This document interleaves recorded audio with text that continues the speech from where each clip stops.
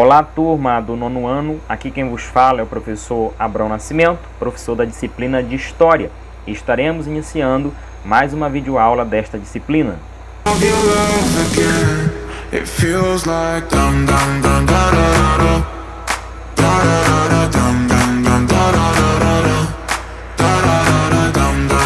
Muito bem, galera, o nosso conteúdo desta videoaula trata-se sobre a redemocratização na América do Sul. Iremos estudar este conteúdo e irei explicar para vocês de forma clara, de forma objetiva e de forma sucinta, para que vocês possam estar assimilando e compreendendo este conteúdo. Pois bem, a redemocratização na América do Sul é resultado dos regimes autoritários, ditatoriais que assolaram vários países da América do Sul ou da América Latina. E esse processo de redemocratização é justamente o fim da ditadura militar em vários países da América do Sul.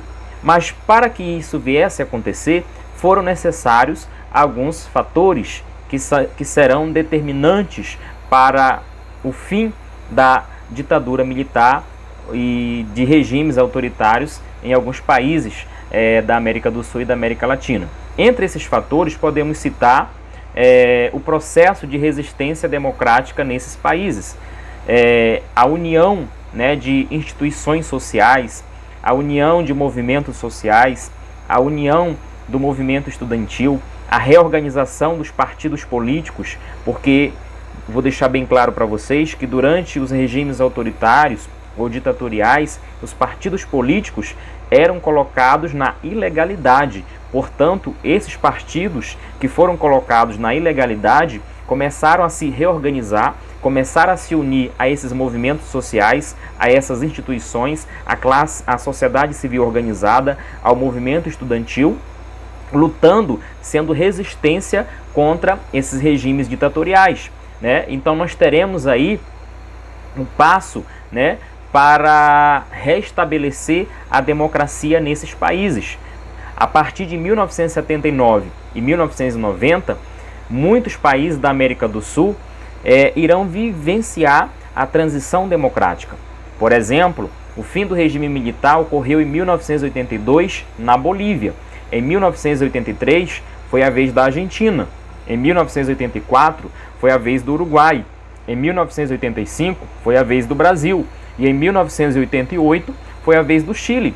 Estes países são alguns exemplos que deixaram de vivenciar o regime militar e foi resultado exatamente desses fatores que eu acabei de mencionar, a mobilização de entidades sociais, de movimentos sociais, de instituições, da classe estudantil, dos partidos políticos que foram postos na ilegalidade. Então eles se uniram e a partir dessa união conseguiram estabelecer o fim desses regimes autoritários. É importante salientar que o regime militar começou a se enfraquecer também a partir de outros fatores, como por exemplo, durante o período do regime militar nesses países, o país começou a vivenciar uma crise econômica muito grande, porque eles começaram a aumentar a dívida externa de seus respectivos países, principalmente contraindo empréstimos dos Estados Unidos. Esses países aumentaram a dívida externa, aumentaram a crise econômica. Como consequência disso, teremos uma inflação e até hiperinflação nesses países, que contribui para a sociedade ficar insatisfeita com esses regimes autoritários e ditatoriais na América Latina e na América do Sul. É importante destacar que esse período de transição democrática, ou seja, de fim da ditadura e o estabelecimento da democracia, foi um período gradual, um período lento, não foi um período muito rápido que sucedeu os fatos. Então, esse período de luta pela democratização dos países, foi um período conturbado, foi um período marcado por tensões. E diversos pesquisadores e estudiosos desse tema utilizam o termo transição negociada. Por que o termo transição negociada? porque as pressões e as concessões que configuraram os jogos políticos de diversos setores da sociedade em cada caso. Então foi uma transição negociada para que se viesse a chegar ao regime democrático de direito novamente nesses países, Brasil, Chile, Argentina, Uruguai, ok? E no Chile, por exemplo, as leis que imperaram durante o regime militar, mesmo após o fim deste regime, continuaram em vigor durante muitos anos. Usando essa ótica, podemos também citar o Brasil, tá? Que viveu também um período de transição negociada, onde só ocorreram eleições diretas para presidente no Brasil somente em 1989, apesar do regime militar se extinguir, ter acabado em 1985. Né? Então, nesse momento, houve no país, no Brasil inteiro, uma grande mobilização civil em defesa das chamadas diretas já, querendo eleições diretas, querendo que o povo decidisse o futuro da nação, o futuro do país através do voto, através do restabelecimento da democracia verdadeira no Brasil.